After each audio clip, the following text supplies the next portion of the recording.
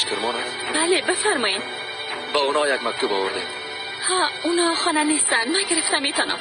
اینجا امضا کنین لطفا.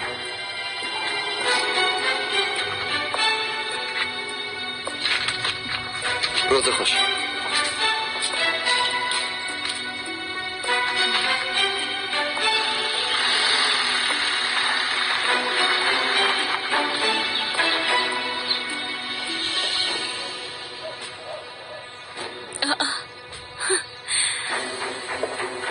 تو از کجا آمدی خورترک؟ تو تناستی؟ مادر و پدرت کجاستن؟ صبر کن.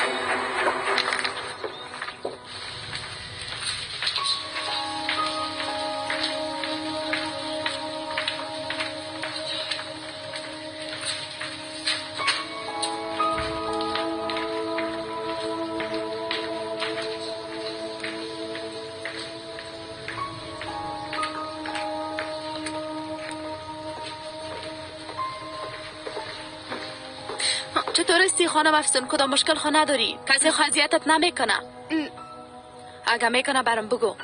نه خیر، خدا نکنه. استغفرالله، هیچ کس مرا اذیت نمیکنه. این خانم را ببینین، تمامشان مثل ملائک هستند. تمامشان انسانای خوب هستند. همراه ما بسیار روی خوب میکنن. زیاد همراهم کمک کردن. مرا در اینجا هیچ تنها نماندن، همراهم قصه کردن. یعنی هیچ کدام مشکل نداره. گوش کو، ما تو گپا را زیاد شنیدیم خانم افسون. اگه کدام مشکل داری زود شو برام بگو. ما تمام زنای زندانی را خوب میشناسم. نه هیچ کدام گپی نیست. تمام ما با هم بسیار خوب هستیم، با هم بسیار خوب رویه میکنیم. از او خاطر هیچ مشکلی نیست. حالا گپ ما خوب گوش کن، بسیار متوجه خود باش. هر گپی که اینجا میشه باید ما خبر باشم. و تو نشه که برام نگویی، فهمیدی؟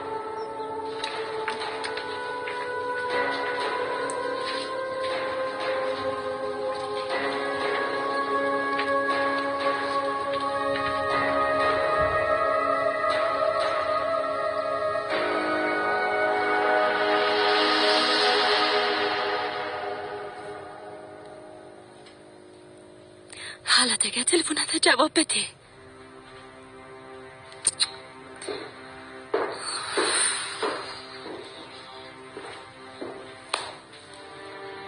اگه تو همون تو چوب باشی باز ما پدر و مادرت چطور پیدا خواهد کردم؟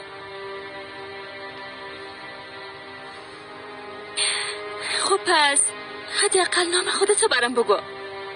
نامت چی است؟ اصابانت موش خورده؟ پس ما مجبور هستم که به پلیس زنگ بزنم. زنگ نزنم؟